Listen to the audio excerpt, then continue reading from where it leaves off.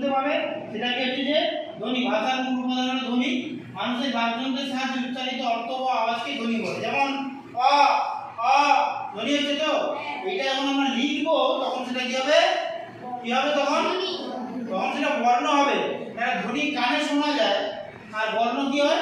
বর্ণটা কি হয়? বর্ণ বর্ণ চোখে দেখা যায়। কেমন? বর্ণ কি হয়? বর্ণ চোখে দেখা যায়। কেমন? এবার বিষয়টা হচ্ছে আমরা তাহলে মানুষের বাকযন্ত্রের সাহায্যে উচ্চারিত অর্থ আওয়াজকে আমরা কি বলছে? ধ্বনি বলছি। কেমন? তাহলে এবার ধ্বনি তো হয়ে যাক, তাহলে বর্ণ কখন হবে? এই ধ্বনিটা যখন আমরা লিখব তখন সেটা কি হবে? তখন কি হবে? বর্ণ। এবার শব্দ তখন হবে না, দুটো বর্ণ যখন পাশাপাশি বসবে, বসে মনের ভাব প্রকাশ করবে, সেটা হচ্ছে বর্ণ শব্দ।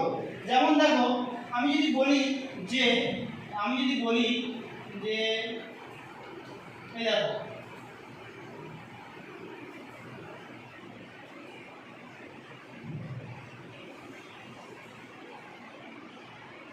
আমি যদি বলি যে শব্দ তো হলো, বর্ণ হলো, বর্ণ ধ্বনি হলো, বর্ণ হলো, এবার কি হবে? শব্দ।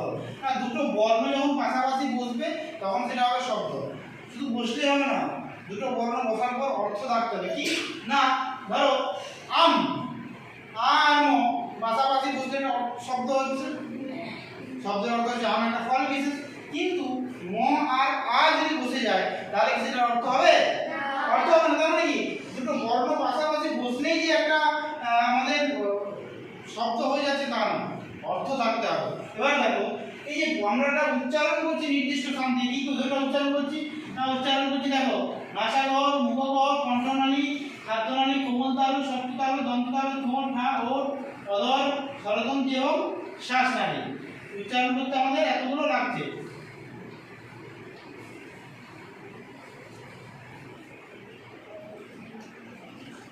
দেখো, অ আ হ্রস্বই ধ্বনি মধ্যে নাও দীর্ঘই আমাদের কটা আছে? মৌলিক স্বরধ্বনি বলো, সাতটা। অ আ হ্রস্বই হ্রস্ব, অ আ হ্রস্বই এ ও এ, সাতটা। ঠিক আছে? এবার কি আছে? বর্ণ। বর্ণ আমি আগেই বললাম, বর্ণ নাকি ধ্বনির লিখিত রূপকে বলছে বর্ণ। তাহলে ধ্বনিটা আমরা চোখে দেখছি, আর বর্ণটা কি হচ্ছে? ধ্বনিটা আমরা শুনছি, ধ্বনিটা আমরা শুনছি, আর বর্ণটা কি হচ্ছে? চোখে দেখছি। তাহলে ধ্বনির লিখিত রূপটাই কি জানো? ধ্বনির লিখিত রূপকে কি বলছে? বর্ণ। তাহলে যেটা আমরা কানে শুনি সেটা ধ্বনি, যেটা চোখে দেখি সেটা বর্ণ। তাহলে ধ্বনির লিখিত রূপকে বলা হচ্ছে কি? বর্ণ। বুঝতে পারছো সবাই?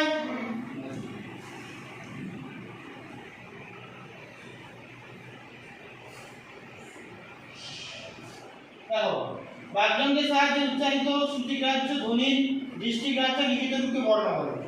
শ্রুতিগ্রাহ্য কি ধ্বনি যেটা বললাম, যেটা শোনা যাচ্ছে সেটা ধ্বনি, আর যেটা দৃষ্টিগ্রাহ্য সেটা কি হচ্ছে যে বর্ণ। বুঝা গেছে? আর বলবো না তো, আমরা প্রতিদিন যেভাবে এই ল্যাবে ক্লাস করি সেভাবে আমরা করব, এবং আমরা নতুন নতুন বিষয় আমরা শিখবো এবং জানবো। কেমন?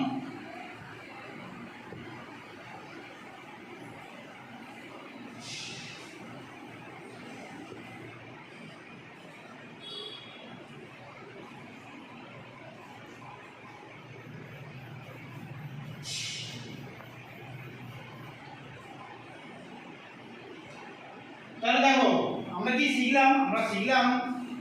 আমরা শিখলাম ধ্বনি, বর্ণ, শব্দ। দেখো, ধ্বনি আর বর্ণের পার্থক্য এখানে স্ক্রিনে এসেছে। তুমি দাঁড়াও, ধ্বনি আর বর্ণের পার্থক্য বলে দাও, বাইরে দাঁড়াও। ধ্বনি আর বর্ণের পার্থক্য বলো। ধ্বনি হচ্ছে শোনা যায় এবং বর্ণ দেখা যায়। তাহলে ধ্বনির বলো, তাহলে ধ্বনি লিখিত রূপকে বলা হয় বর্ণ। Very good. বসো, তুমি বলো, কে পারবে? বলো, ধ্বনির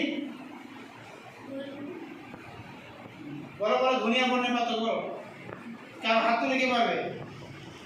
হাত তুলো, দাদা বলো। ধ্বনি যা আমরা শুনতে পাই আর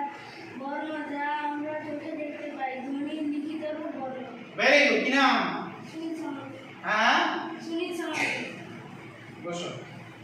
তাহলে স্বরধ্বনি বা স্বরবর্ণ যে বর্ণ অন্য বর্ণের সাহায্য ছাড়াই স্পষ্টরূপে উচ্চারিত হয় এবং অন্য বর্ণের উচ্চারণে সাহায্য করে সেই বর্ণকে স্বরবর্ণ বলে। স্বরবর্ণ কোনটা আছে? 11টি। তাহলে দেখো যে স্বরবর্ণ কোনটা?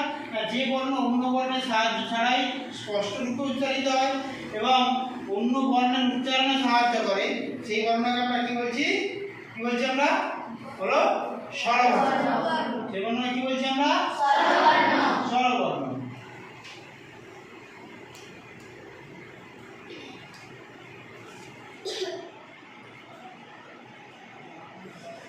এবারে দেখো স্বরবর্ণের শ্রেণীবিভাগ। আমরা বর্ণ শিখেছিলাম, স্বরবর্ণকে দুভাগে ভাগ করা হচ্ছে, স্বরবর্ণ, ব্যঞ্জনবর্ণ। স্বরবর্ণের সঙ্গে আমরা কি জানলাম? যে নিজে উচ্চারিত হতে পারে এবং অন্যকে উচ্চারণে সাহায্য করে, উচ্চারিত হতে সাহায্য করে, সেটা স্বরবর্ণ। শ্রেণীবিভাগটা কিভাবে হচ্ছে? না উচ্চারণের কাল বা মাত্রা অনুসারে হচ্ছে। হয়েছে? উচ্চারণের কাল বা মাত্রা অনুসারে হচ্ছে। কেমন?